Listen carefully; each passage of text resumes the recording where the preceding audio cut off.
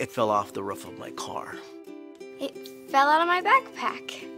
Oh, it fell off my grocery cart. I tossed it to a really clumsy friend. I tripped while jogging. My 2-year-old had a temper tantrum. It bounced down 2 flights of stairs. No matter how you broke your smartphone, there's only one smart way to fix it. Batteries plus bulbs. I dropped it on the floor, and he stepped on it. Schedule your repair at batteriesplus.com.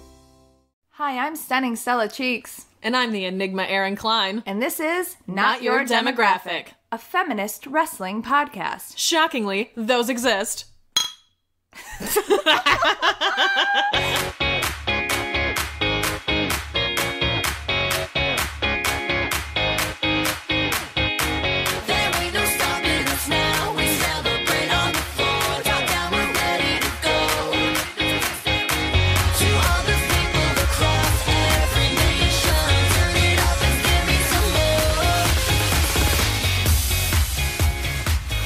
Hello, everybody. We're kind of drunk already. We're fully drunk already. Fully drunk already. Here's the deal, everybody.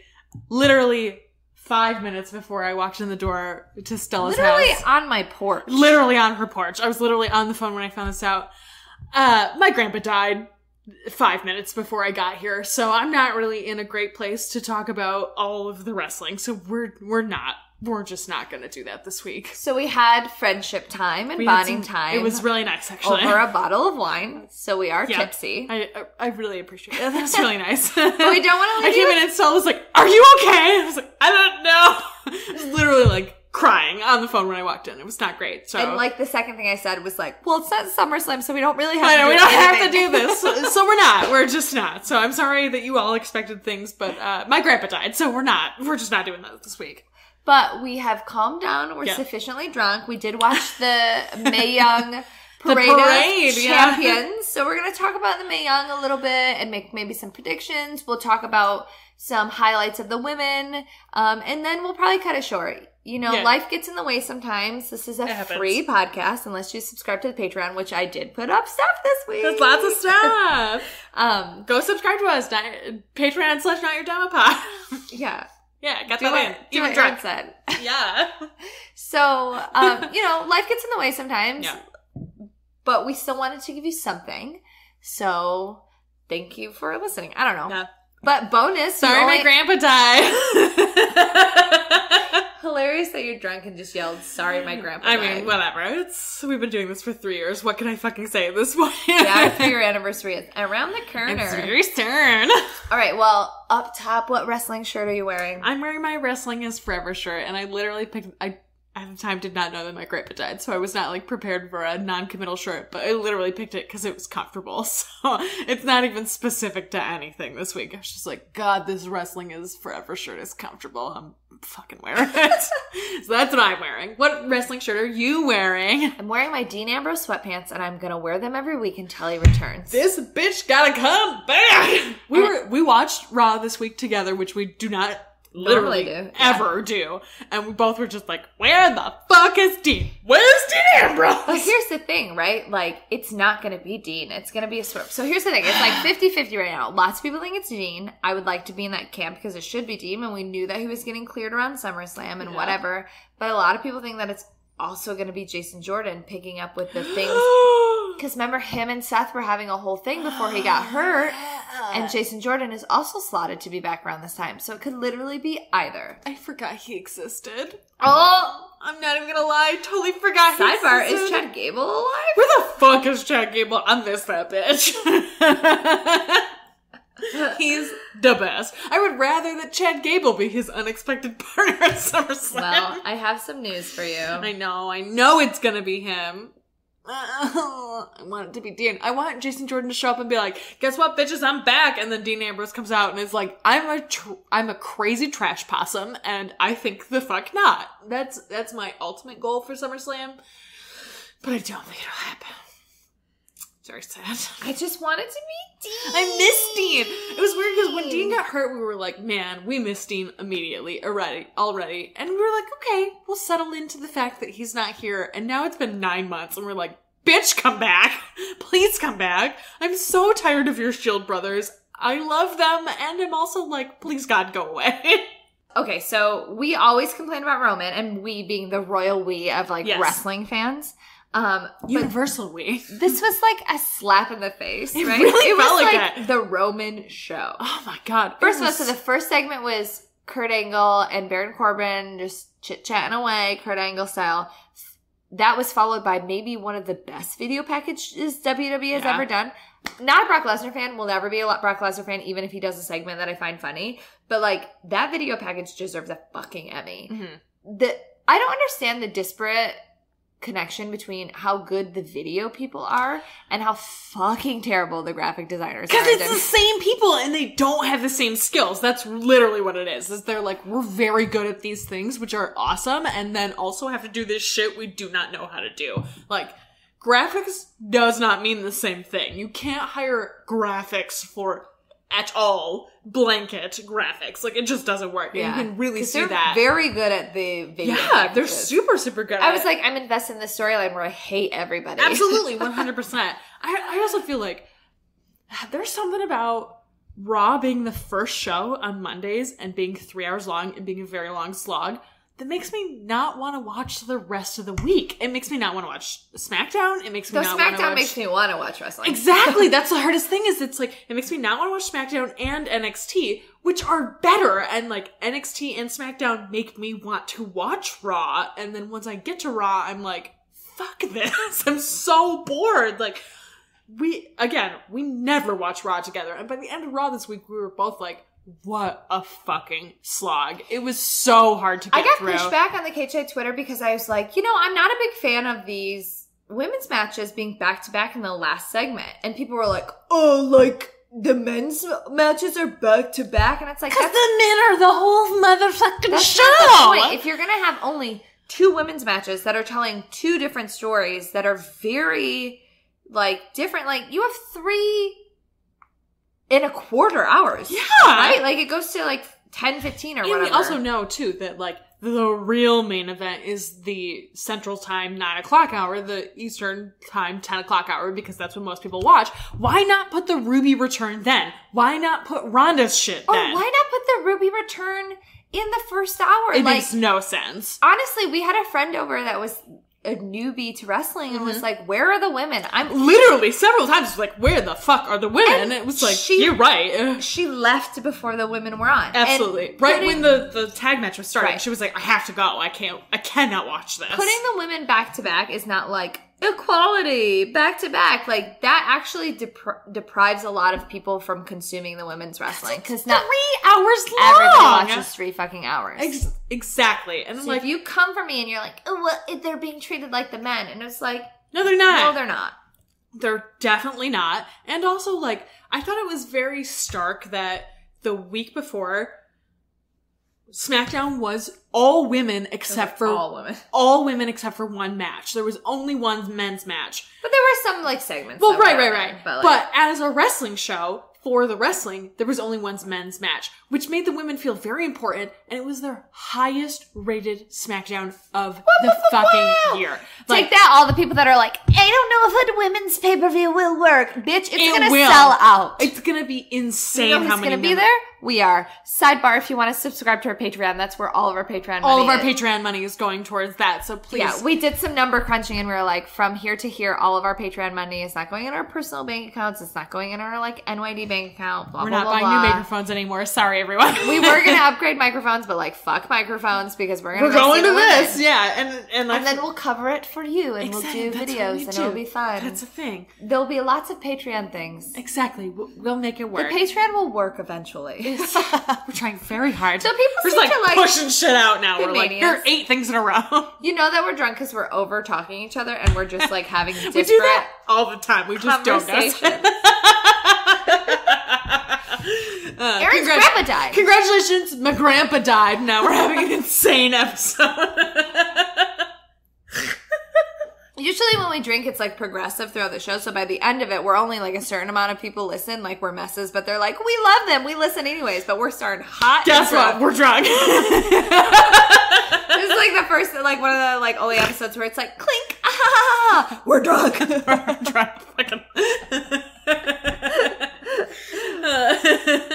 Anyway, yes, we want to go to this. This is an important thing to us that we go to this women's pay-per-view. But also, SmackDown had this show where it was mostly women. It was the highest rated of the year.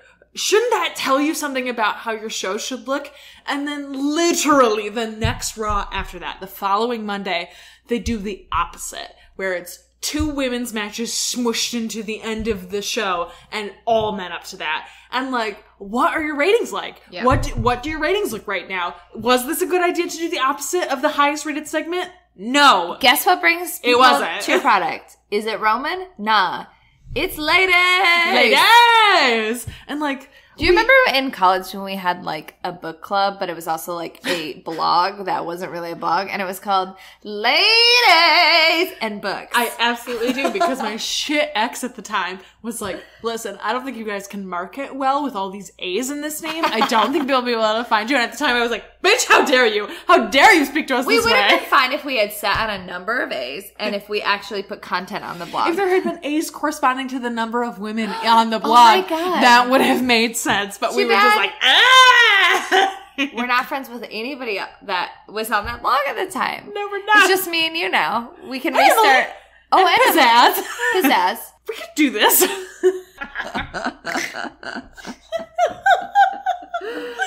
Oh, we drunk, y'all. Other women stuff. Let's talk about other women from this week. You looked at me like you thought I was going to say something. I'm not. I forgot about all of the wrestling. Oh, let's talk about that bomb-ass segment on Lucha Underground where Ty and Johnny were playing Indiana Jones. And then they fucking cut off Vibra's head. I was shocked. Of all the people in the Lizard Tribe, was not expecting that. Like, he for sure felt the one who was going to make it. Although I will say, because... And Taya saved Johnny. Because Johnny was about to die via Vibra and, like, python choke. Yeah. And Taya, like, wakes up from being knocked out and grabs her Wera Loca bat and, like, looks at him and, like, fucking nails Vibra. And then they cut off his head. I also feel like he had that, like, green goo. Yeah, because he's a snake. Well, because he's a snake, but I feel like maybe that will indicate that he's not for real dead. Maybe he'll regrow his head. Yeah, yes, exactly. He might be very lizard-like and regrow his head, and, like, he already has a new mask. Maybe he'll have a different new mask at the end of this. That's a good point. It feels very much like everyone else who's dead is dead. It's like the lights... Well, we know that Big Rick is dead because Katrina was like... fucking skull! Yo, bitch! Your cousin's skull. I'm the Fonz. Here's this locker. Here's your goddamn fucking cousin's skull. Absolutely. There's like a death swirl around you. Also, I put your cousin's skull in your head, in your locker. Bye. Fuck you, bitch. Also, I love the Mag, but his reaction to that was laughable. He was like, oh, no. Oh, no. Big Rick. Yeah, in the opening when they were showing so many clips of Big Rick, I was like, yeah, where the fuck is Big Rick? Yeah, that's a great question. Oh, he's been dead in this locker the whole time. It's because they killed him off in the comic book that was between 2 of the seasons. Oh. I did not know that either until I read... I was like, there's gotta be something. So I looked it up, and he was killed in the comic books, and so that's why that happened. Cool. So yeah, I wish we could have maybe known that in the actual show if we weren't reading comic books, but I understand. Also, really cool moment when Cobra Moon at the beginning of the episode when like Daga and PJ Black were fighting, and then PJ Black or Daga won, and then Cobra like stood over PJ Black and just did that like visceral like scream to call the rest of the tribe to her. That was dope. I also like too that she's like, oh, if you win this match, I'll give you a wish. Like, so bitch, you magic too? What? How did that happen? Women are magic. Women are magic. Absolutely. That's the theme of this week. The women are goddamn magic, and we just, that's how it is. Yeah, that was dope of Cobra, and I want to know her magic. I want to know her magic. I want to know if her magic can bring Febrile back. I'm very interested in what they do next with them. If the Reptile Tribe wins, Worldwide Underground pledges allegiance to the Reptile Tribe. Yes. Specifically Johnny. But if Johnny wins, any wish your heart desires. What could that be? I feel like they definitely have to win. And also, what does that mean? Yeah. I'm very interested. Very And interesting. also, like, how badass of Taya to just be like, I love that it was her, too. I love that it was... loca. Yeah, I like that it was her that was like, I'm badass. Don't tell anybody we were here. To Drago. I love It's it. really funny I watching. thought they were going to cut Drago's head off. I know. Like, I knew someone died. It was clear that someone was going to... that was going to happen, because that's Lucha. That's kind of what happens in these, like, Lucha. last segment, like... someone's gonna die. And so I really thought it was gonna be Drago because he's kind of old and is like slowing down on the wrestling. Like, I really felt like it was gonna be him. And then all of a sudden, like, bam, Vibro, gone. Fuck you, bitch. You got a new mask? How dare you? How dare you? How dare you? I think it's really funny to watch Impact and Lucha at the same time, knowing that there's a lot of people similar on It's both. not overlapped, yeah. Because Johnny's character on Lucha is great wrestler, Slam Town. It was hilarious when they all said Slam Town. Yeah. Cuts off reptiles' heads, will literally do anything for the win, like slimy, slime ball. But on Impact, he's like, I came here to like prove that wrestling was like a valid art form and that I'm here to like win the championship and like make a name for myself. And like Congo Kong's just here to be like a monster and a dick. And it's like, but you're a Who dick. are you? You're a good guy here? I mean, yeah, but he did punch Jimmy Jacobs right in the face. That's not a good guy. Well, Jimmy Jacobs That's a bad guy. Jimmy Jacobs is a bad guy, and he's I don't Congo care. Kong's. How dare you lay a finger on the princess? The zombie princess is good no matter what. Because he got up in Johnny's face and was like, Congo Kong is gonna, and Johnny was like, Bitch, how dare. I want the monster. Goodbye. Which was a great segment, honestly. I'm into it. I guess we're talking about Impact now. Are there any other women's segments that are Yes, important? there was a really good, the opening match was Allie and Kiera Hogan versus Sue and her bridesmaid, her maid of honor, who is Casey Spinelli. I love and you that also it's know Casey this Spinelli. because the whole audience was chanting, Casey, Casey, because Casey Spinelli is Canadian, I think. Yeah, I think you're right, actually. Who knows? I'm drunk and I made that up, maybe?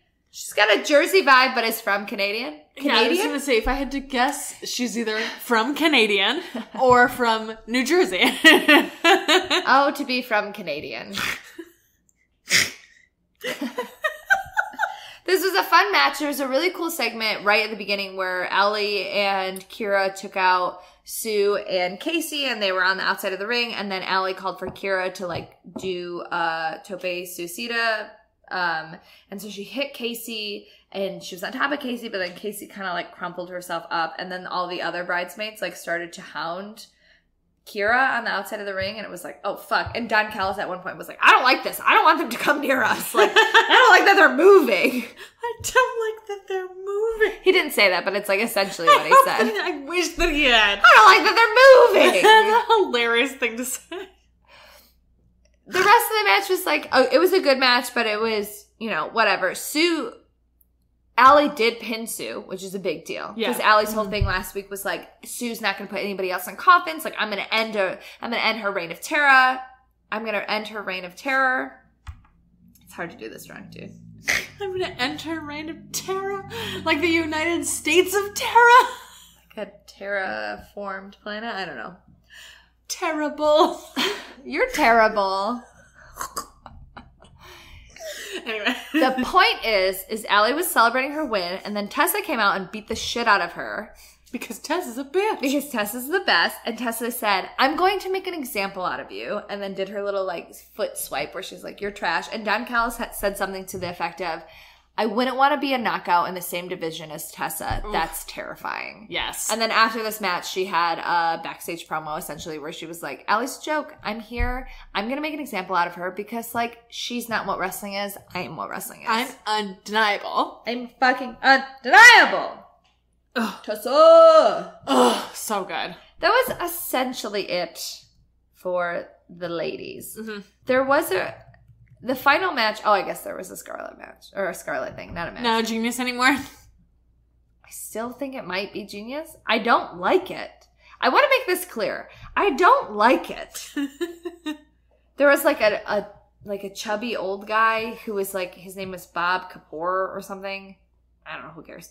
But he was like, I'm here to introduce Scarlet. She came out and did her like smoke show. Her music, bomb. Her music's real good. Her sexy body movement is kind of weird, though. Like, she could stand to take a dance class. Girl.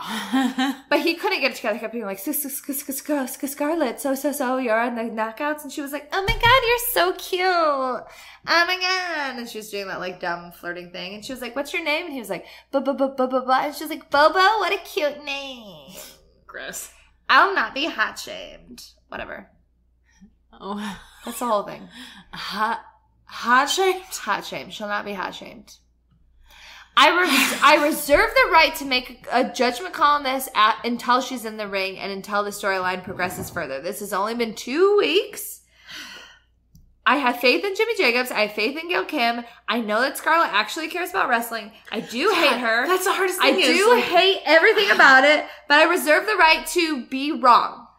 Yeah, I feel like I... Also, sometimes so torn. Somebody has a butt so good that you want them to be good. She's got such a good butt. Like, which is her whole thing. We can't hot shame her. She got a good butt. Literally, maybe the best butt I've ever seen on a white girl. Like, Legitimately, if it is real, which I think it is. I think it is too. It's for sure the best butt on a white girl. For sure. Definitely. She just has like a supernaturally great beautiful, ass for a white girl. Thighs. Yeah, for sure. She's like built like she has a good white girl ass, and I'm like, it's so wasted.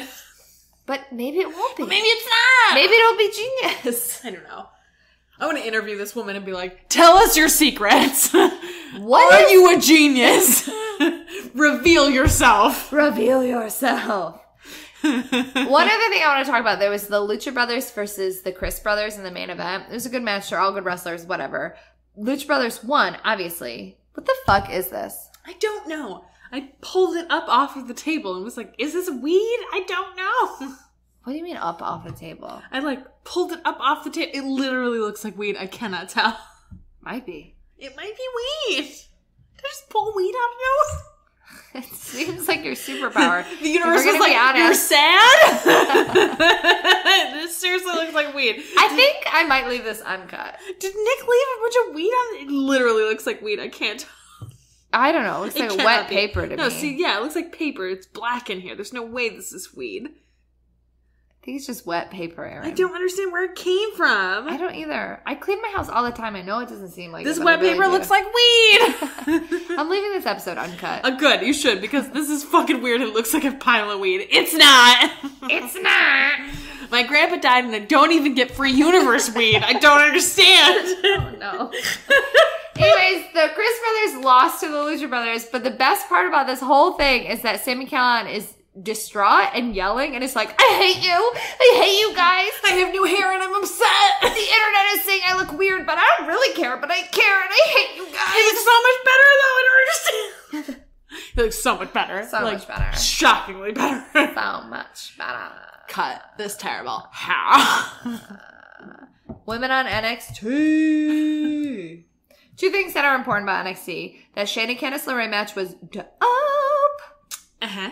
I'm like all in on Shayna. It's Shayna's birthday I've really today. come around Happy on her. birthday, Shayna. Happy birthday, Ace of Spades. She posted a picture of her with the NXT Championship with her arms open, and she said, I'm prepared to receive your blood sacrifice. I will give you a blood sacrifice, Shayna. Absolutely. You've earned it. You know what, Shayna? You've earned your blood sacrifice. Absolutely. I'll prick my finger. It's fine. You know, I don't listen to Not Your Demographic. Their voices. Their voices are really irritating, and they have this like, the more you get blood sacrifices, the higher your voice gets.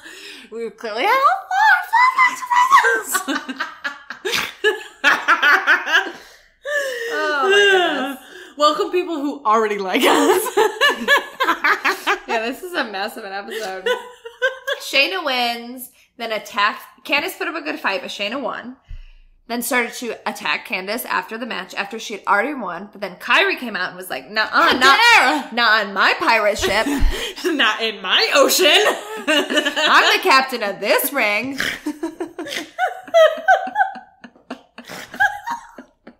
She comes out with her little steering ship and is like, I'm steering this ship right, thank you very much. Hard to starboard. Is that a place on a Yes. ship? We discussed earlier off mic how I like trains and don't care about boats. You said planes earlier, but also boats. Like But also planes and boats are trash. And honestly, why don't we have more of a love affair with trains? And how did we go from beautiful, intricate, wonderful, like pieces of machinery to like weird fucking awful trains? I miss ye boats old are pretty dope. good old trains. I don't know. I'm afraid of the ocean. I'm afraid of big bodies of water. I don't like sharks. That new movie, I'm so torn because like, do I want to fuck Jason? Meg? Do I want to fuck Jason Statham? Yes. Am I afraid of sharks? Yes. Absolutely. I'm excited for the Meg. I'm definitely going to see it in IMAX because I want to see a giant ass shark. It's going to be fucking cool. Weird pull. I love that movie Crank. With Jason Statham. I was just gonna say, I was on a boat last weekend and had the most white person accident of being pulled into a boat motor, and now I have a giant bruise on my leg. Have I not showed you this? It's huge. It's so big. I have this giant fucking bruise. Here, I'm just gonna show you. We're on this weird podcast. We're also like not set up right, so we're like hitting the table a bunch, so the audio on this must be terrible. Let's see if I can get this up. Get it up. That's not great. At least your leg didn't slice in half. It's all up here. I don't really know what motors do. It's like a... We've established that It's I like care a about cigar trains. size, basically. Yeah, I was getting beer. Of course, the most fucking white trash reason to get injured on a No, boat. it's the most Erin thing to get reason. The most Erin reason to get injured on a boat. I was in the water. Michael was sitting up in the boat. Hot tip. My husband can't swim, and so he doesn't go in the water. Did you know that? hilarious. Yeah, can't swim. He got thrown into a pool as a kid, into the deep end, and was like, I'm traumatized. I can't fucking do this. Traumatized. Does he just wear a life vest the whole time? Doesn't go into the water, basically. Just sits Yeah, but in- like, what happens if he went into the water? I would save him. But what if you were preoccupied with the Meg? That's a great question. You should wear a life vest. When we have children, I will learn Or how floaties. I will get a driver's license and he'll learn how to swim. Because he was like, I don't want you to not be able to take our child to the hospital in a car. And I was like, yeah, good point. And I was like, I don't want our child to fall off a dock and die because you can't save them. And he was like, oh, great point. So we're both learning new skills when we have kids. But he's in this boat and he's handing me a beer and he's like joking around. Like, I'm your husband. I'm going to like pull this back from you. We're going to like joke around a little. So he's like pulling the beer back from me and I'm holding onto it. And I just slammed into the motor of this boat. Like I was in the back of it and wasn't paying attention. It was just like, blah, like right into it. And I have this giant fucking bruise now. Boats are trash. Boats are trash. I love them, but they're trash. Kyrie versus Shayna, round 3 should be good. I agree. I think it's going to be very good. I don't know who will win. I don't know either. I feel like actually. NXT has set this up in a way that it's very possible Kyrie might win. And you know what? Even if her character has been boring and has been I stuck can in see this, it live. yeah, it'll be like exciting and it'll feel like such a change of pace that I don't even think it will be bad, even if they haven't built Kyrie's character in a great way. I think that transitioning from Shayna to Kyrie will be exciting enough that it won't matter. I think that's a good point. And they're doing enough with the men's division that is exciting and like crazy in many ways. Crazy is a bad word, but like bananas in enough ways that the women's title switching in this kind of inevitable feeling way will not feel weird. Especially because Kyrie beat her in the final of the Mae Young, which is now restarting. Like, Right. It feels especially appropriate. Speaking of NXT TakeOver, so Ciampa addressed the audience and, you know, was doing his Ciampa thing. He sat cross-legged like Aleister Black in the ring. It was a whole thing. Aleister Black came out, was starting to confront him. Then Johnny came out, ran past him, attacked Ciampa, got Ciampa out of the ring, and then Aleister fucking hit Johnny and was like, you know what? You're right. You're a bitch. You're the only reason that I lost the championship. But, sad sidebar, Yeah. Aleister Black is out with a bad, like, With a groin injury. Yeah. Because you can't kick people real hard a lot, or else you hurt your In the dick. face, yeah. You can kick him in the shins and be fine, but you kick him in the face, you're gonna fuck your fucking groin up. Like, that's how it works. Which So that is- sucks.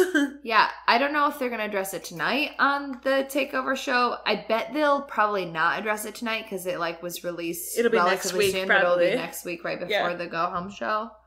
But that's just too bad. But I did really like this confrontation between Alistair and Johnny. Yes, I really enjoyed this. And really it feels appropriate. And also, like, even if the way it shakes out is that Alistair is injured for this takeover, like, he can come back even if, say, Johnny wins the belt from Ciampa and come back and have this new interesting storyline they weren't planning on, which I find more interesting. Like, I'm more interested in Alistair Black versus Johnny than I am in him versus Ciampa. Like, Ciampa is a bad guy. Ciampa exists in this bad guy space. He's had this really established. Like, the fact that he beat Alistair was shocking in many ways. But, like we said, Alistair didn't really need the belt. And so it felt appropriate that Tommaso took it.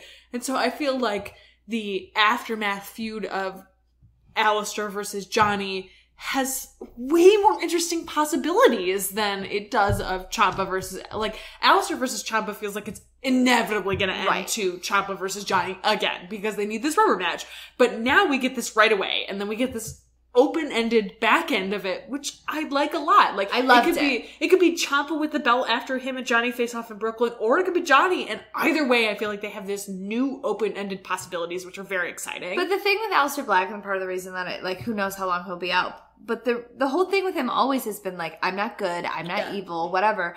But he has been a good guy. He is a good guy, yes. But him coming out and focusing on Johnny versus Ciampa is like, yeah, I'm not good, I'm not evil. I'm gray. I'm very gray. Mad. Yes, exactly. Which was nice. And I really like that. Yeah, I totally agree. Let's talk about Raw, baby. But only the ladies and CrossFit breezes. So we can skip the first 2.5 hours of this motherfucking show? But we do have to talk about CrossFit breezes. Listen, CrossFit breezes was amazing. I'm really glad that they're giving Tyler and opportunities also, to be like, on TV. Fuck you, Roman. I wasn't, like, that mad at you, Roman, before. Like, you're on my TV but a now lot. I'm but, like, bitch, please! You deprived me of CrossFit breezes. And also, scoffed? You scoffed? How at dare. Tyler Breeze? How dare. How dare you? Honestly, fuck you. Fuck you. 100%. I'm already annoyed with this Brock fucking drag on. I've always fucking been like, bullshit everyone's storyline. feelings about Roman are like over exaggerated, like whatever. I get kinda it. feel like, but whatever. They're exaggerated and valid. Both How is true. dare you fuck with Tyler Breeze? It was like him. How dare! It was like him reacting poorly to the B team, where it was like, why is this the hill you're dying on? B team, go, go, go! B team, go, go, go! I love it. I love it. I think it's fantastic. But it's in the same thing where, like, Roman was like, B team, gross. And now with Tyler Breeze is like, Breezes, gross. Like, bitch, do you not understand who your audience is? It's women! Women are into this! Sorry, I'm like cracking the table, like, bitch, how dare you! I really liked the juxtaposition of the, like, cool ass music and the B team, and I get why some people really prefer that. But B team is so, like, they're so fun! Cute and fun and, like, genuine. And honestly, giving the audience is over on them, but anytime you can give the audience something to participate within and then, like, punch to the air, go, go, go, like, people are into that. That shit gets over. Absolutely, 100%. People love audience participation. Fucking really do. So we were talking live about Bobby Roode and about how, like, I think his entrance has really saved him, even though he's been poorly used on the main roster. Right. Literally, I think being able to do the glorious thing has saved him in a way that if he didn't have a good entrance, he would be completely washed. He would be He did win this week, though. Right. He would be on the release radar if he did not have a fucking great, engaging entrance. And it's because... Also, he's a better wrestler than people give him credit for. Well, yes, but the way that they use him specifically, I feel like if he did not have the glorious entrance, he would be way closer to the chopping block than he is. Sure. Yeah. Two things we should talk about. Okay. Drew Boo was hot, as always. As always. He won with Dolph. They'll probably lose at SummerSlam, but, like, give me thigh meat or give me death! Just get rid of Ziggler. Get rid of him. Make him a manager. Get rid of him. Speaking of managers, Paul Heyman has feelings. That bitch looked like a hot-ass mess this week. My goodness. Such a good segment, though. It was so good. I'm really, really glad that it's not official that he insisted that Renee do this, but it is very rumored that he was like, Renee will do this. And that's excellent. Like, Paul understands how this business works. in a way that most people don't. Exactly. And regardless of who he's paired up with, regardless of what WWE does with him, that bitch gets it. He fucking understands how this business works. He understands what it means to engage an audience. He understands what it means to pull another character into the segment that you're doing. And the fact that he was like, Renee is the right person. Straight up.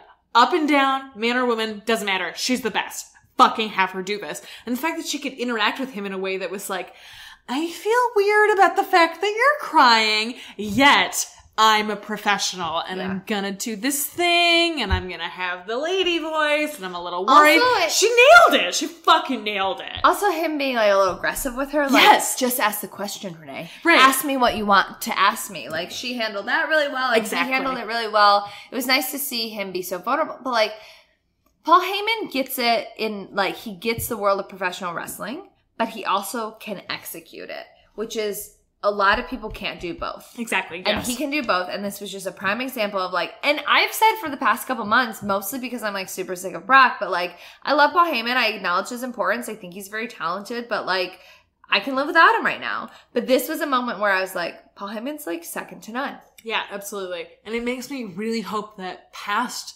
fucking Brock, he'll be around doing other things. And like, I understand he was poorly used in the past before they made him like permanent to Brock with like Cesaro, for example. Right. Like, I understand that they tried and didn't do a great job. I hope now Paul is like, no bitch, put me with this person, put me with that person, and can have a little more say in, I can make this work. And if he had that before, it's clear that they didn't let the storyline be dictated by what he wanted. And I feel like now it will be. If he chooses to be with someone, it feels like they're more willing to let him fly and have space with a person that he chooses to be their advocate for. And anyone will benefit from that. Literally anybody on the entire fucking roster is going to benefit from Paul Heyman being on their side. And this really felt that way. It didn't feel like, for the last couple of months, it's felt very much like Paul is friends with Brock. And I'm really glad that they addressed that. And that it was like, bitch, we ain't friends. We are not friends. I watched the show, Paul. I'm gonna disconnect my phone for 7 days because fuck you, LOL. I hate you. Yeah, and so I feel like making this part of the Raw storyline makes Paul a more accessible manager for other people.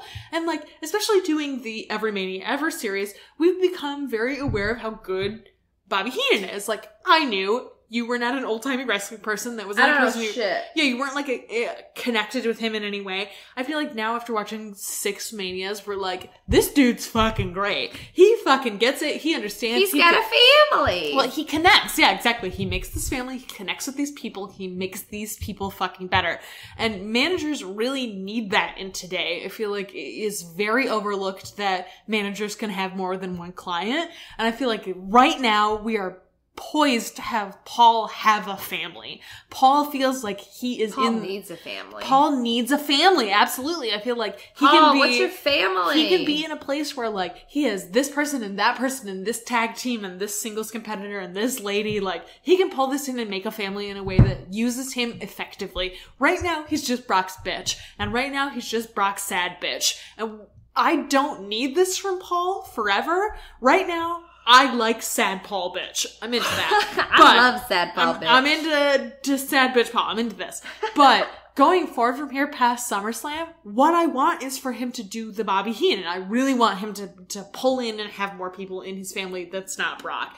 And I feel like if he doesn't disconnect from Brock fully, we'll never ever get that. Exactly. So I'm really hopeful that we're moving in the right. It feels like Paul is pushing it in the right direction. Paul gets it. Paul is part of this company in a way that's not just Brock. Solo to Brock. Exactly. Like IRL, friends with Brock. Clearly. They're clearly friends in real life. But I really want him to embrace his wrestling persona is, again, I don't just want him to be Paul is Brock's friend. I really do want him to be ousted from Brock completely and have a new group. I think it's really important for him. And if he's not going to do that, I just want him to leave.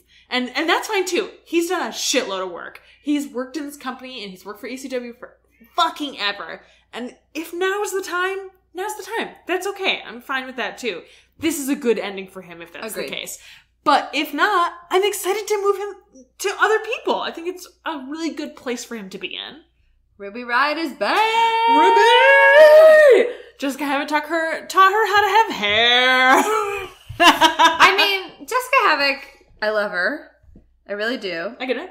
And yes, she said some things before that were not great. She apologized. She fully apologized. She made a good apology. She made a good apology, not a non-apology. Yeah. And I've had great interactions with her, and like I choose to be a Jessica fan, and that is a line that wasn't crossed for me. Whatever. We don't have to talk about it.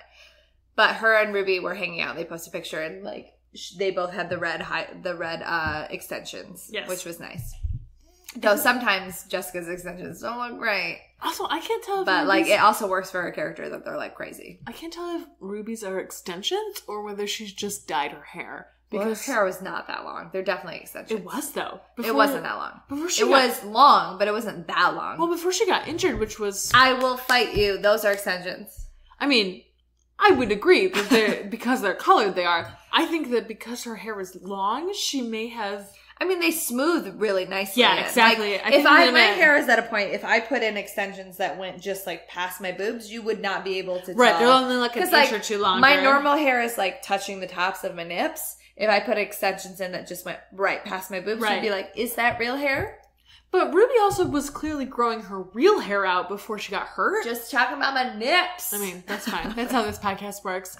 But before she got injured, her hair was... No, it was hella long. Was clearly naturally long. And so that's what makes me think it might not be extensions. Looks dope. But just the fact that she dyed part of her hair, even if it's not all extensions, clearly part of her real hair is dyed. Like she's made this transition into like, I'm gonna do this. I love it. I disagree. I think all the color is extensions. I mean, it could be. I think there's too much color to all be extensions for how long her hair was before. I don't think you know how extensions work. I mean, maybe both.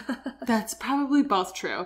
There's but just so nice much of it. To see her back. Yes, I agree. It was nice to have her dressed up as an audience member. I really enjoyed that. Though I'm really happy how they utilized the Riott Squad in her absence. 100%. I feel like they really treated them like they were fucking important. And you know what? Not just treated them like they were important, made them more important as a tag team over the time that she was gone. So then when she came back, it was like, yeah, I'm part of this bad bitch squad. This is who I am. I exist in this place. It wasn't like the, I almost called them the Ascension. That's not the right name. The other lady squad that used to have Paige in it. Submission sorority? That's not right either. That's Becky and Charlotte and Paige. Absolution. I thought at first that it was going to be like Absolution, where like, oh, she's gone, and now we have this like weird double lady team that this happens. But it doesn't feel that way with the Riott Squad. Like Absolution felt that way, where we've had this disconnect. But Riott Squad feels very much like she's back. This is a fucking trio. We were just waiting for her to come back. Whereas Paige is like, I've moved to a different position. You guys are these different ladies. We exist in these different spaces. Different ladies. Yeah. It's interesting that they introduced Absolution and Riott Squad as basically identical mirror characters. And everyone was like, the Riott Squad is the worser of the two. And is not, for sure. Worst? I don't know. The more worst. It's the more worst of the two teams. I'm drunk, but we ran out of booze, so I'm going to get sober. Okay. It's fine. We can do that. We're almost done. So I feel like it's really nice, especially to see Ruby return and be like, oh, that's right. You are a solid fucking faction. That's how you exist. I'm really into that. Yeah, I really enjoyed that. And I like that Bailey and Sasha could lose without turning on each other. Absolutely. And it felt a good sign for their tag team. Absolutely. 100%. And I like too that they have merch now. Even if it's the worst merch. I mean, it may be a Y2AJ style. It's better than that. No, I mean, like, where they made it and then, like, a week later they broke up, where it was like, we're doing this as a full swerve. Maybe. But it doesn't feel that way. It doesn't feel that way. I really feel like they're a tag team and that's what's fucking happening. Even in the SmackDown with Becky and Charlotte versus the Iconics, we're not Sasha and Bailey. We're friends. Exactly. We're living in a bizarre world where Sasha and Bailey are friends and Charlotte and Becky are gonna feud. I'm into that. I'm super into it. I super like it. I think it's great. And so I think it's also interesting to see these juxtapositions of like, oh, so this this division exists. We just haven't made it official with the belt yet. Like, Right. it really feels like, before it was like, whatever, fuck these women, throw them together, we're gonna have this 8-man tag, whatever. Now it feels like these are divisions. This is a women's tag division. We have women who For are sure. women's tag wrestlers. And I'm into that, and I think it's great. And I also feel like, I understand that they are different brands, but there are always superstar shakeups. And it really, really feels like we're building to Hug and Boss connections versus the Iconics. Like, Iconics are dominating in a way that most other women's tag teams don't, and Hug and Boss Connection are clearly set up to do the same thing. But if they meet at Evolution, they don't even need to be on the same roster. Exactly, yes. So they can, like, build up these simultaneous things and then have this meeting at Evolution, and then also past that, maybe the Iconics get traded. Maybe Hug and Boss gets traded. Maybe Iconics just show up and are like, bitch, we're on this other team and we don't even give a fuck. Give us these goddamn belts. Like, all of these things feel like possibilities, and the fact that all of them feel like possibilities feels like a giant improvement in what the women's division has been, even for the last 3 years. Like, I'm just gonna throw this out there real quick. We're coming up on our 3-year anniversary.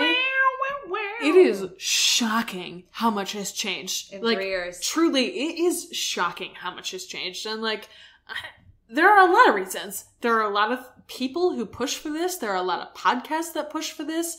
But part of it is, like, there are just a lot of women out here who There are also like, a lot of superstars who push for it. well, yeah, but that's what I mean, is there are a lot of women who are like, this is our space. Fucking let us have this shit. It is time, and we are tired of being told it's not possible because you don't think it's possible. You're a bunch of nerds. Because you're a bunch of fucking douchebag dicks. Like, it really feels like WWE has understood and embraced the fact that women matter in your divisions, and if you make equal divisions, your ratings will go up because you're tapping into a market that spends a shitload of money. Like, I know that sounds really stupid and lame in a lot of ways, but it's true. Women spend more money than men do. And if you give women something to give a fuck about, your company makes more money. If you're not pressing towards a female audience, you're making a giant fucking mistake. Yep. Women spend money. We vote with our money. We've said that from the beginning of our fucking podcast. Like,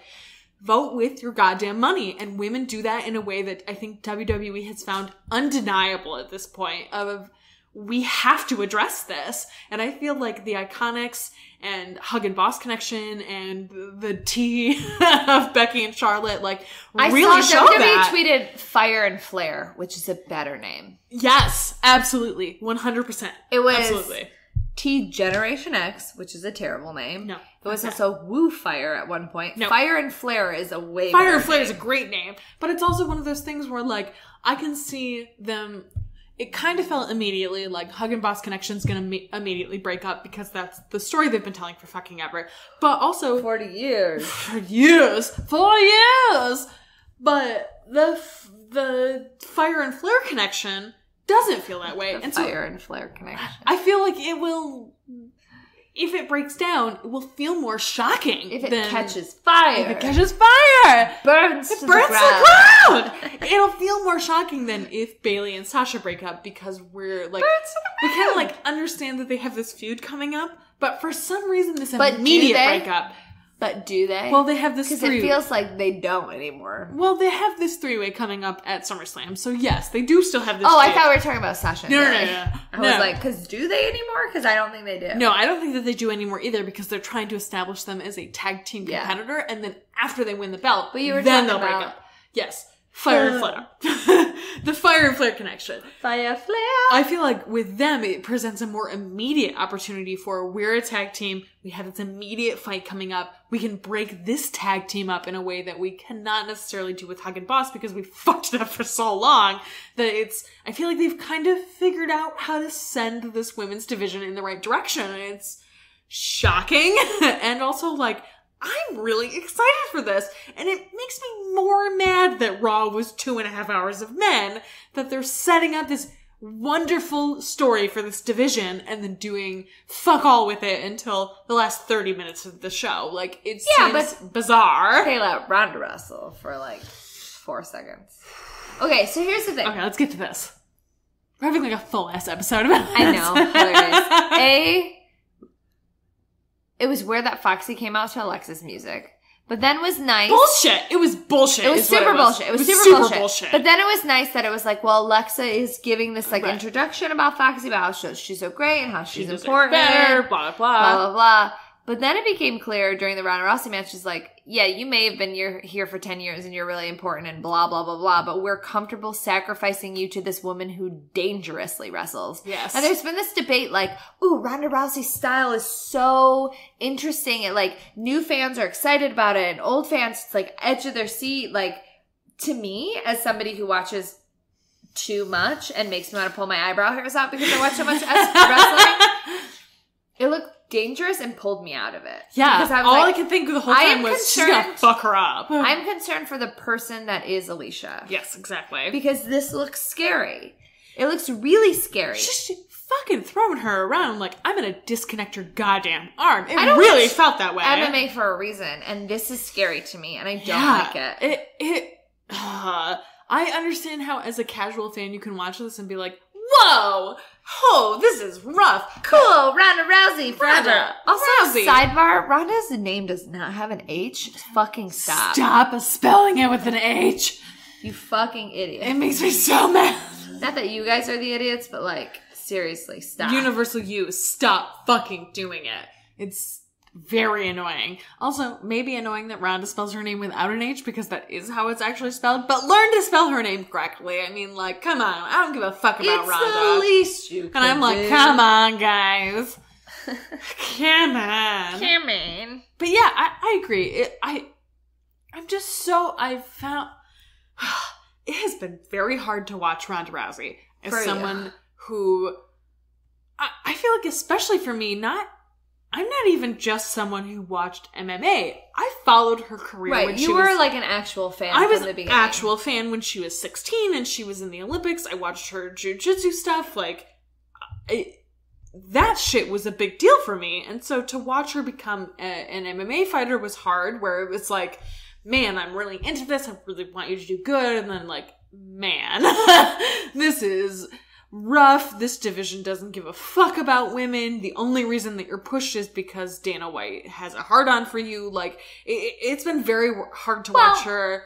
I mean, Dana White has a hard-on for her, and she is conventionally pretty, but she also, like... But that's the thing, I don't get that. I know you don't, but she is. She is. I know you don't personally get it, but she is. Yeah, I get that other people think that. But I personally don't. I don't want to... I'm not an MMA person, and I get that she is not as good as many of the people and women that have come before and after her. But I don't think that she was, like, the worst. Like, she did earn her place in some sense, part of the reason, right? The reason that she earned her place in MMA as a woman, as a bantamweight fighter, is because Dana White explicitly said, I don't want women in MMA. I don't think that they're good. I don't think they can do this. And then he fell in love with Ronda, not like romantically, as far as we know, but like fell in love with the idea of Ronda as an MMA character and built a division around women who could lose to her. That really is what it is. And that makes people mad. But like, as someone... she still did beat them. Like, yes. Sort of. But it wasn't like a fake fight. Like, it was a real fight, but she was just fed people. Exactly. That's what it is that she's been fed people. It's not necessarily her fault. I'm not defending her. I just want to say, like, I totally agree. She did work really hard. Exactly. She might be a shitty person and blah, blah, blah. But like, it's just that she's been built as an athlete in a way that I think many people don't understand that is not warranted. Like, she was built as, she is the baddest woman on the planet. She is the best MMA fighter. She is the best bantamweight women's division fighter. And like, no. Straight up no. It's not true. And so I feel like that has almost hindered her in many ways going into WWE, where she was built as this woman of, you are the best. You are the baddest bantamweight women's fighter of all time. And then now she gets to WWE and it's like, oh, I can make these same skills applicable. I can learn to be good in the way that I learned to transition from jiu-jitsu into MMA as a top tier fighter, as a video game cover, as a woman who is known as this thing. And then that's not true because you're now in a division with women who are way better, way better than you are, and have had so much more training and have been told for generations that they were shit and have learned to get over that in the same way that she learned to get over women cannot be in MMA. Right. But that happened 30 years ago, and you can't pick up 30 years of I'm not great attitude in training in 2 months. You just can't. It's just not how that works. And so I feel like that's the big disconnect with her. Is she's like, I did this thing in women's athletics that no one has ever done. But you're not that person in wrestling. Women have been doing this for generations of trying to break past this idea that women aren't allowed in this group and that women are not good enough to fit this. And now you've shown up and are the same level as the divas were. Honestly, if she had showed up 8 years ago, fucking best in the division. Absolutely. I would have been all about Ronda. Would have been into it, would have been like, you're a fucking athlete, you exist in a dimension that these women don't, but you're too late. You're just too late. And I'm sorry, but that's how it is. Like, I don't think she can't catch up. I don't think she But cannot I think catch that up either. the officials like this style. Exactly. Which is not, Exactly. I'm not a fan of. And I feel like because she has this cushion of you were the best woman in this division for so long, Right. she's now carried that over, and WWE has carried that over into a place that's not realistic. And yes, you are very good for how little training you've had, and you're very good for an MMA fighter who's transitioning, but as a woman who's a wrestler, bitch, you ain't there. You're just not. And you can't pretend like you're Natalia. Natalia's not great. As a woman who's had to fight against an industry who... Yeah. Well, Natalia's somebody who can, like, technically wrestle really well, but isn't in a whole package as a wrestler, And- capital W. And has had to learn to be in that place and has, like, put total diva's personality above learning to be a great wrestler in a lot that's of also places. because she was brought in the Divas division, and, like, Exactly. that's how, like... Exactly. That's what I'm saying is, Right. like, if Ronda had been brought in the same division as Natalia, she would maybe be considered the best woman who exists in this division. But now you're in a time where Becky Lynch and Io Shirai exists. And Io Shirai, best wrestler in the world.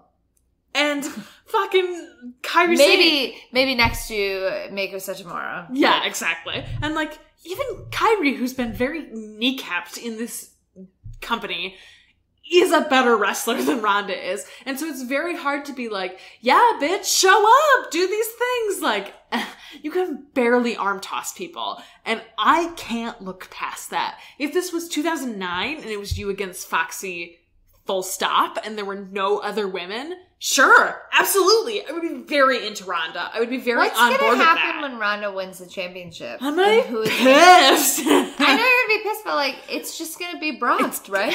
Yeah, she's gonna for real Brock it. She's gonna have to do these, like... Because the two people that can storyline take it off of her, Charlotte and Asuka, are not on the same roster. I think that what's gonna eventually happen is that Charlotte and Ronda are gonna face each other at WrestleMania, and Ronda's gonna get to be one of the first women to main event Mania.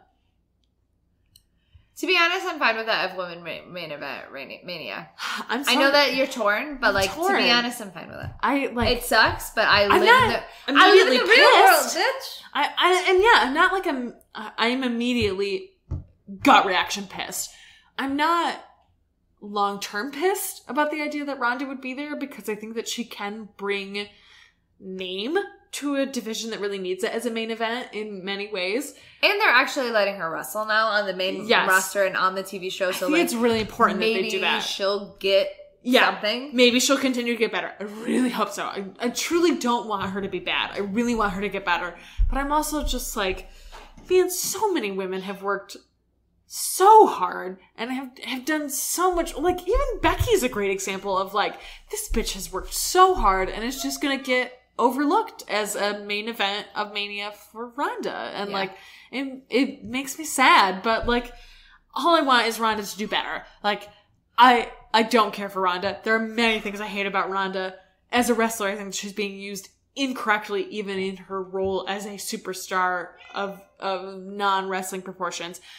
But also, like, I think it's bad for Ronda to do this. Like, if you understand you're going to lose her in a year because she's going to have a baby, I get it. I totally understand why they're doing this. And if that's the case, in the end, I'll probably be happy with the run that they did, to be honest. But if she's going to continue to push as a main event superstar and win the belt and be the first main event woman at Mania, this just feels inappropriate and it sucks. And it just makes me sad. And like, to see her against Alicia this week is like, why are you getting this opportunity? Like, I get it, but why? Like, this shouldn't be worth it. It shouldn't be worth sacrificing the rest of your women's division for a movie star caliber person. Are you going to bring Batista back and let him beat the shit out of Daniel Bryan? No. Probably, maybe. If he wanted to come back, then yes, maybe. People are pissed at Dave Batista because he's very vehemently defending James Gunn. So I don't know about all that. Like, but I saw a hilarious tweet this morning that was like, Dave Bautista's out here tweeting about James Gunn like we did not replace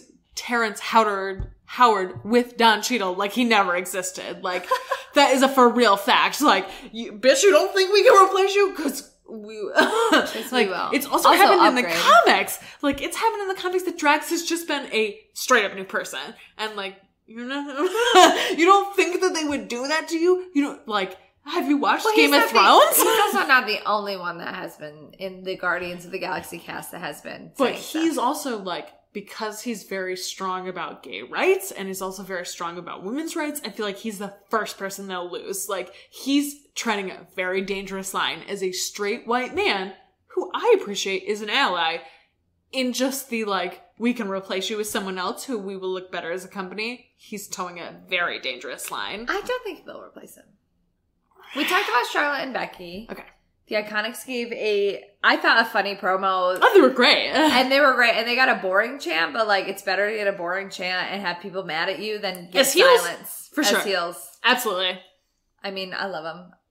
Billie Kay is like my everything. I love her so much. Absolutely. I identify with her deeply. Mm-hmm. She's Patronus. Zelina and Lana had a not great match. They tried. Their one last week was not terrible. This one was rough. This one was rough, and it was also like, okay, we're getting to the point where Zelina pins Lana. It really felt like we were never going to get there. And which so we got, and like, yeah. Aiden, you fool, why did you mess up your forgiveness? He had a sad tweet that was like, I guess the road to hell really is paved with good intentions. And I also like, maybe I missed it, but I didn't feel like they made it clear that he was ostracized for that because they had the segment before where he was like, I'm trying so hard. I think like they forgave him before, but then he fucked up after they forgave him, so the forgiveness is off. It's now off. Okay. The forgiveness is off. The forgiveness is off! Yeah, what a fool. Poor Anna. And, I mean, we're almost done, but like, the Bar versus the New Day, hot damn. And I want to be mad that the Bar didn't win, but it was such a good match, and I also love the New Day so much, and Kofi Kingston forever, that like, I'm not mad. Also, that crossface into the Midnight Hour was beautiful, and like, I don't know, there were so many actual false finishes, and like, I really didn't know who was going over, and it was just like the pinnacle. It was just a fucking really good match. I also, though, at the end, like, yes, I totally agree with everything you're saying. I feel like because New Day won, it feels inevitable that the Bludgeon Brothers are going to win. I don't know. The Bludgeon Brothers have been sucking it up real hard. I feel like, we said last week, it feels more appropriate that the Bar beats the Bludgeon Brothers. And so if they have some kind of... Yeah, but that's how it feels to us. And they clearly like aren't doing that. But the Bludgeon Brothers have sucked so hard. And even like you can throw them some like very energetic jobbers, but like... What have the Bludgeon Brothers done for them? Yeah. Why would they keep the tag champs on them? Because after New Day loses, New Day can go back to doing singles matches, and the Bar can then immediately Then why beat wouldn't they Bludgeon just put the Bar there? Because I think that they need to wrap up the New Day. I don't feel this way. As someone who watches every week and is super into the New Day, I don't think it's necessary to have the New Day lose their tag team title opportunities. Right.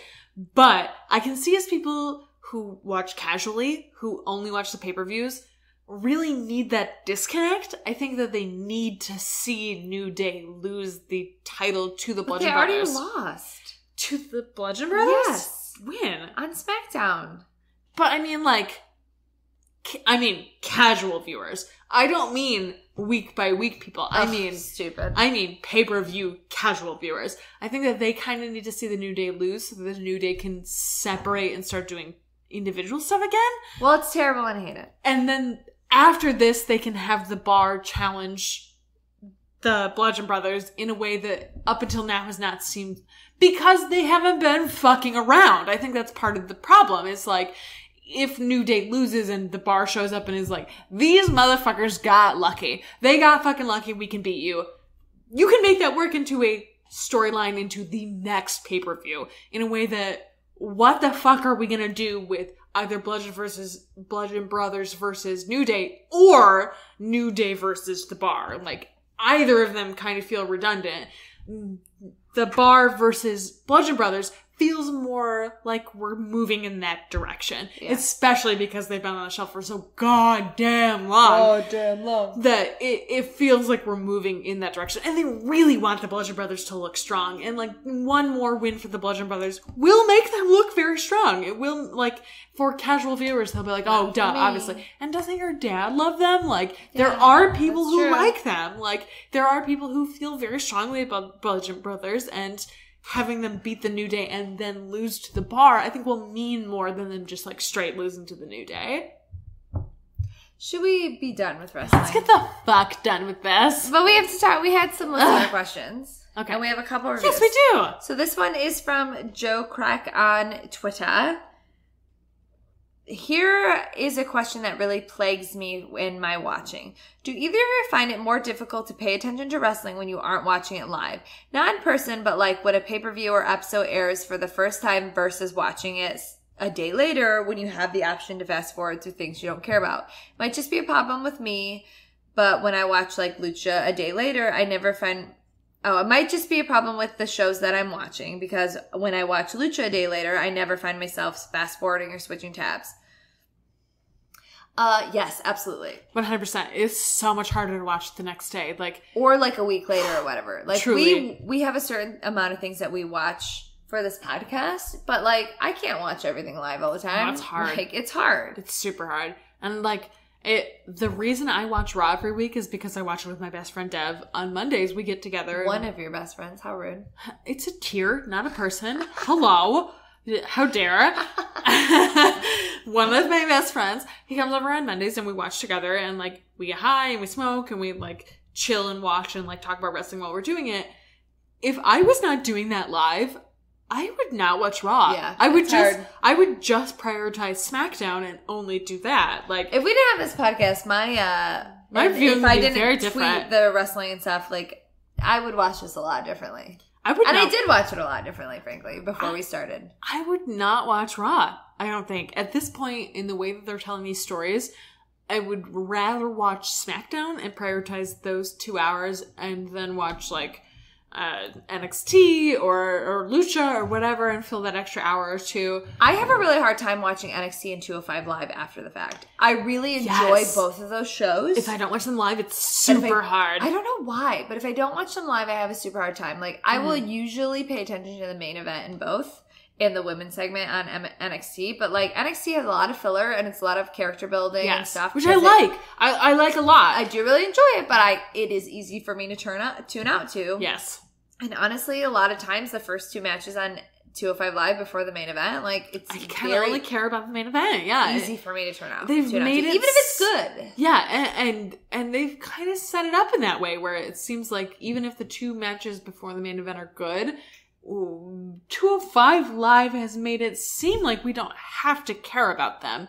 And so it makes it hard to be like, I watch fucking 8 hours of this goddamn wrestling a week.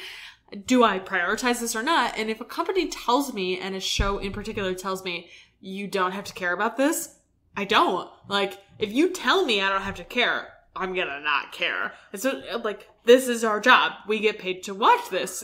Not like, it's not our full-time job, but it is a job. Subscribe to the Patreon. Make it our full-time job. Make LOL. it our full-time job. LOL.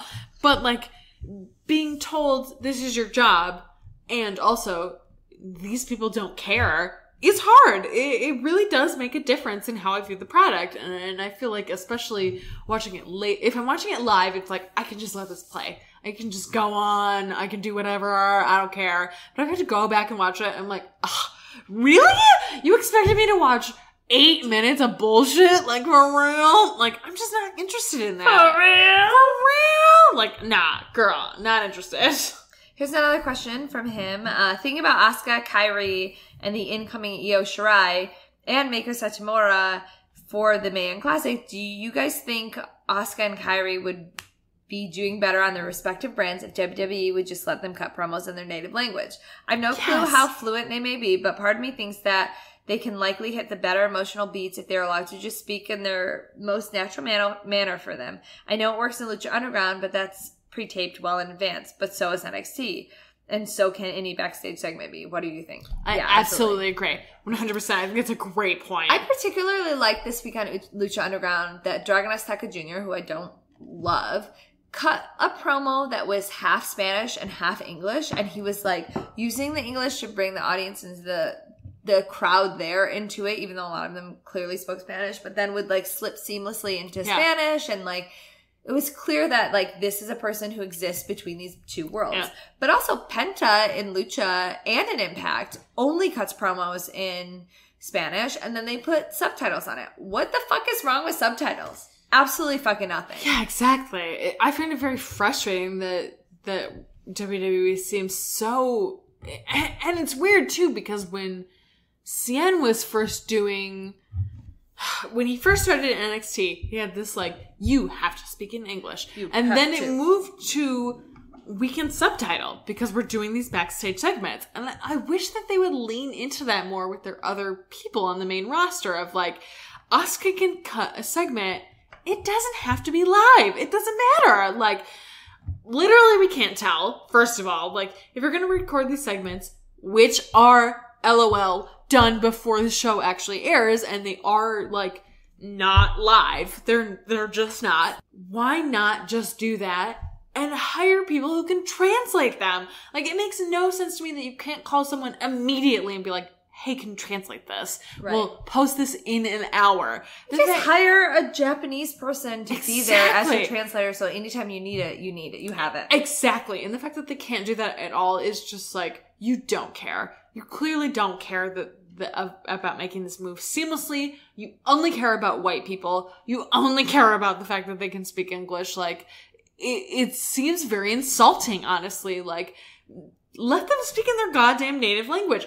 It was great. It was great when Cien spoke in Spanish and we just had it translated. It felt so much more natural. It felt like fucking cutting in a way that you just don't get when someone's trying to translate what their thoughts are. Like, if you think in Spanish, you should be allowed to talk in Spanish. If you think in fucking Japanese, you should be allowed to cut a promo backstage in Japanese and just translate it. Especially on the pre-tape stuff. Absolutely. It makes no... and like, honestly, even the stuff that they do backstage that they air live during Raw and SmackDown, you can do that at 6 o'clock and record it and do a fucking translation and a sub and air that an hour later. It is so fucking easy to do that. And the fact that they don't means they don't care. Like, you can say budget. You can say, oh, they just did the thing. It is literally just racism and bullshit. That's really all it is.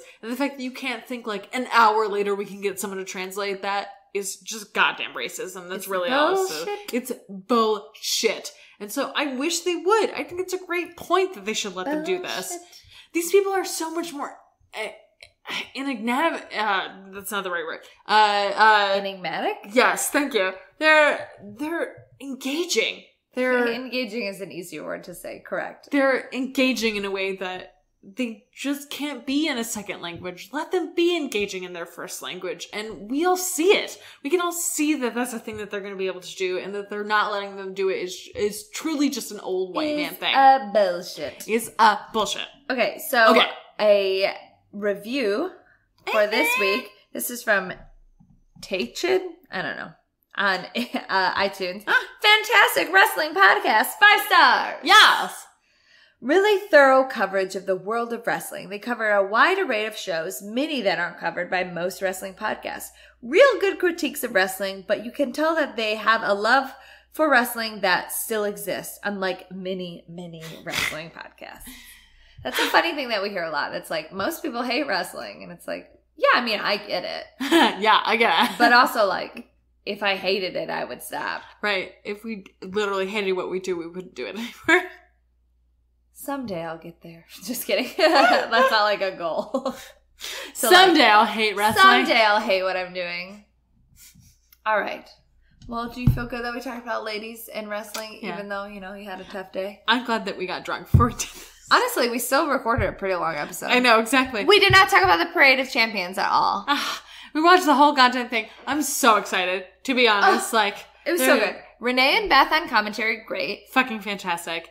I think it's good that they chose Michael Cole to guide them because he's good at guiding new commentary. That's literally his job at NXT, is that he teaches people how to be new commentary people. So that as much as I find him annoying on Monday Night Raw, I think he actually is a very good teacher. I would 100% agree. Okay. Who are you most excited to see and who do you think will win? I am the most excited to see Nicole Matthews, definitely. I'm so excited to see her. I'm excited about Ginny. I don't really know anything about her, but I've heard so many good things about her that it makes me excited to see her. Fair. I'm very excited about Io. Super fucking excited because we've seen her on Lucha, and I'm very excited about that. Who do you think will win? I think Mia might win. Really? Yes. You're the first person I've heard say that. I'm there. Okay, here's my theory. I think that they want to have a very exciting lead up. They want people to watch up until Evolution, and then Evolution is the final. They know people are going to watch the final. And so I feel like they might go with kind of a safe bet in the end, but someone that they can feel confident about. And so I think Mia might. But you would need her to be one. signed, and she's not signed so far. I think she's going to sign. Really? Oh, yeah. 100%. That'd be amazing. She put fucking extensions in her hair. You're reading a lot into the extensions. Did she put extensions in last year? No. Did anyone put extensions in that didn't get signed last year? No. I feel like she's giving us a sign here. And I feel like if she doesn't make it to I'm the winner, I think she might make it to the finals. That's fair. I feel like part of it is that because they're doing Evolution as a show that is going to have to draw independent viewers in a way they didn't last year, they're going to want a surprise. They're going to, Zack Sabre Jr. and Kota Ibushi were supposed to be the CWC finals, and then neither of them signed, and so they kind of had to throw Grand Metalik and TJP into the end. This year it feels like they're prepared for this in the Mae Young.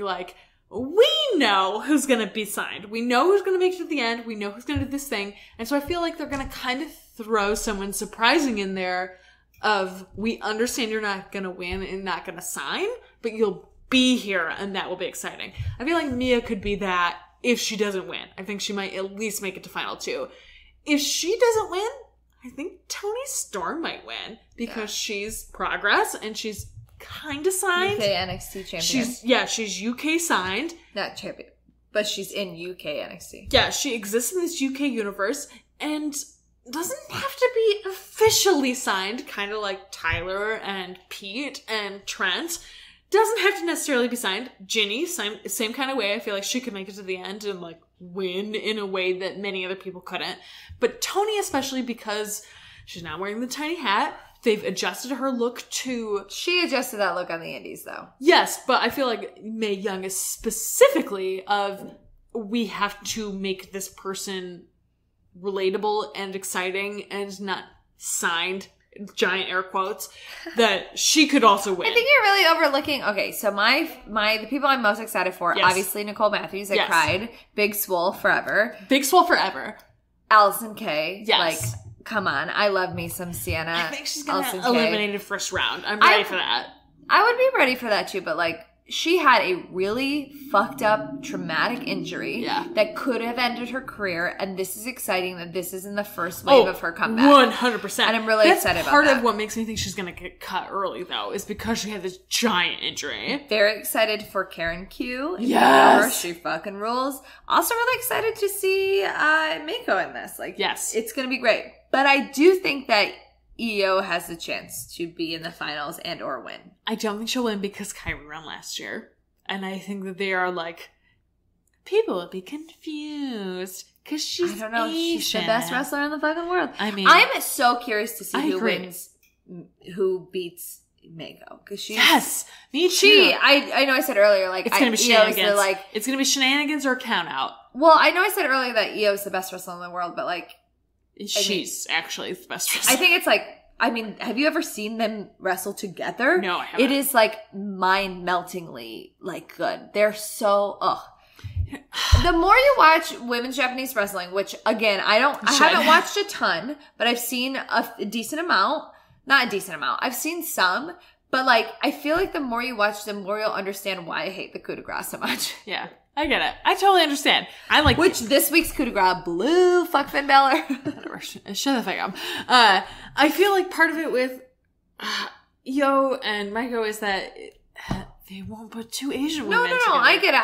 I truly think Toni Storm's gonna win. That's my pick. Maybe Tegan Knox because she has that like comeback story and she's signed at NXT. Blah, I feel blah, like blah. if it's not Toni, it might be Ginny because Kyrie won last year. Ginny may win because she exists in this world of ambiguous where she's not blonde white bitch in the way that many fucking WWE people and NXT people are. But Ginny also exists in this like, I'm progress. I'm the same Toni Storm, but not a white lady. And so I feel like Ginny has this not place. A blonde. Yes, exactly. Not stereotypical. Exactly. Exists in this place of like, there are people who watch her and be like, oh, you're not this blonde white bitch. And so she'll exist in this place where I think that she has a... But I don't like you calling... I know what you're saying, but like, Toni Storm's not a blonde white bitch. No, I agree. But the way that WWE views people... No, I understand. Yeah, exactly. And so I feel like if they're gonna pick a progress person over Toni Storm, I think it might be Ginny. Just because she hits this groove that they're really looking for in a way that... even though Toni Storm has gotten rid of the tiny hat, does not exactly I don't know why fit. you all hate the tiny hat. Because it It's great. sucked. You guys suck. It's great. No, it sucked. Fuck you guys. It's great. Okay. We just have to pee very badly. Okay. Well, that's the end of our podcast. It was rambly and a mess, and Erin's grandpa died, and we're sorry. We're sorry. Sort of. I'm at urgency. I'm at Stella_Cheeks. You can also find me on CageSideSeats.com, and you should follow us on Not Your Demo Pod on Twitter. Yes, absolutely. And we're both posting very frequently in there at this I'm point. the black heart. She's the purple heart. We're trying. It's working. You can email us at notyourdemo@gmail.com. You should rate, review, and subscribe to us on iTunes. And whatever platform you can do that. Yeah, It's harder for us to find this, but Whatever. iTunes, yes. I'm over it. Let's go. Okay, goodbye. 2 words for you. Bring them out. Goodbye. Gotta pee.